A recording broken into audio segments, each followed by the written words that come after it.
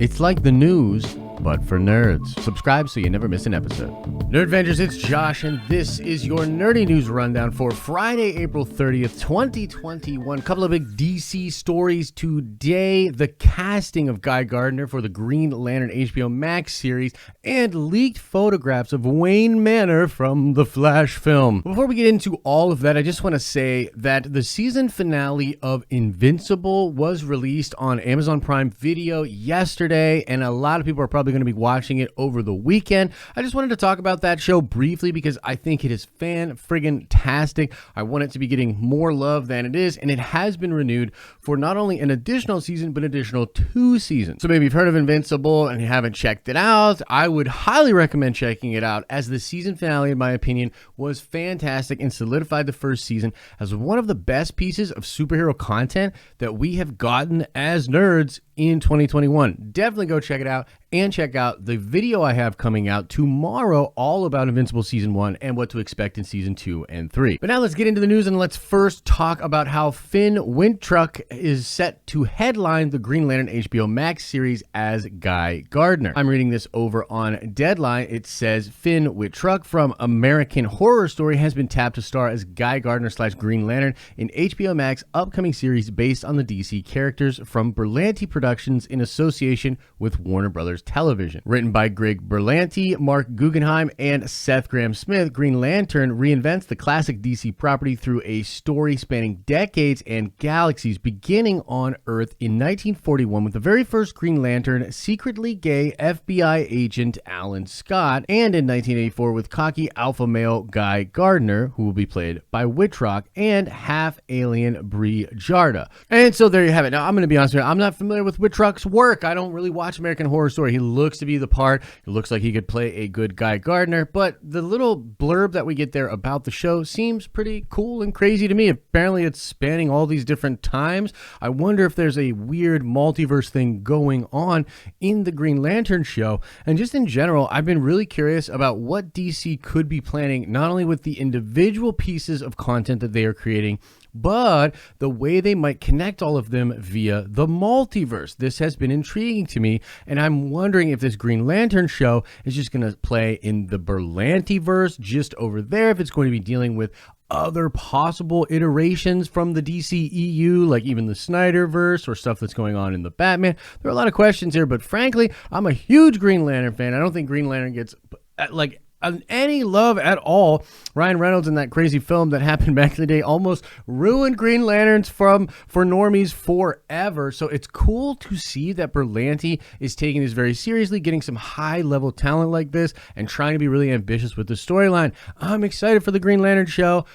I don't know. You let me know. What do you think about this guy being cast as Guy Gardner? What do you think about the show centering around Guy Gardner and Alan Scott? What are you thinking? Let me know in the comment section below. But speaking of the multiverse for DC, we've got our first leaked set photos from a film that is supposed to use the multiverse in absolutely insane ways, perhaps setting up some of the connective tissue I was just teasing out and speculating about for the Green Lantern show. Here's an image of Warner Brothers setting up at the same manor from the Michael Keaton Batman movies. This was Wayne Manor in those old Michael Keaton Batman films. And look at this juxtaposition here. Very, very cool stuff. Now, this is just a simple leaked photograph. You may be asking, why is this such a big freaking deal? Well, let me explain. There have been conflicting reports on whether or not Michael Keaton would actually be involved with the Flash movie. Now, last we spoke about this was, I think, a week or two ago,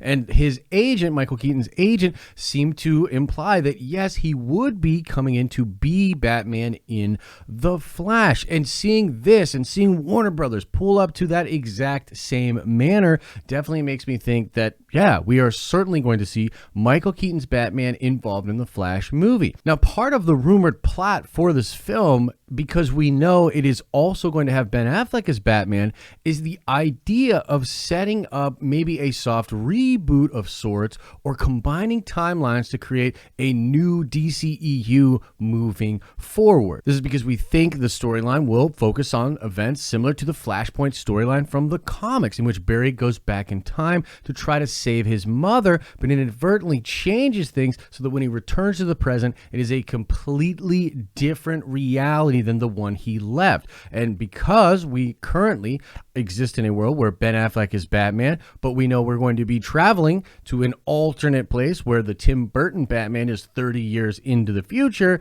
we think it might be possible that when we come back to the present, Ben Affleck Batman is no longer there, and a different version of the Michael Keaton Batman could be there in the present waiting for Barry Allen. And this has to do with a lot of reports that after this film, it is supposedly Warner Brothers' plan that Michael Keaton will be sort of an old man Bruce Wayne, kind of a Nick Fury type character for the DCEU as he continues to recruit for the Justice League and build up the Bat family members in something similar to what we saw in the Batman Beyond animated television show. But I do want to say that insider Daniel Richtman has been teasing out on his Patreon lately that he believes it is very possible that we will see more of Ben Affleck as Batman in the DCEU after the Flash movie. Now that's just rumors, that's just kind of speculation at this point, and I don't know how that exactly could work. It might not even be in canon after the Flash film. It could be the Deathstroke Batman movie with Joe Manganiello, kind of in the timeline of the nightmare events of, you know, the Zack Snyderverse or the Snyderverse. That could technically be a thing. And then maybe the DCEU moving forward will have just Michael Keaton as the Batman. Either way, there are a lot of questions out there for DC fans, and I know DC is a divided house right now. Some of you are not pumped about any of the Hamada-verse movies, as you feel as though a lot of this stuff and moving forward with it is a betrayal of Zack Snyder and the Snyderverse. I have been vocal about a lot of messed up stuff that I think Warner Brothers has done in the wake of the Snyderverse. But I'm also trying to be super fair to the fact that I ultimately think there are a ton of people over at DC Films and Warner Brothers that want to make awesome DC content with these amazing characters from the comic books to make fans like us have awesome experiences of entertainment and storytelling. So, I don't know, man. In some ways, it's like a bittersweet thing. But I have to report that, yeah, it looks like Michael Keaton's coming back. He's totally going to replace Ben Affleck. You let me know what you think about that in the comments section below. And that's going to do it for the Nerdy News Rundown for Friday, April 30th, 2021. Make sure you are going to check out the live streaming channel over on the Den of Nerds Live. I'm sure we'll be talking about a lot of the news we discussed in this video over on that streaming channel. And if you ever had any questions you wanted to bring directly to me or anybody else here at the Den of Nerds, the live streaming channel is a place to do that. As I always say, I hope you are having an awesome and a nerdy day. And I'll see you in the next video.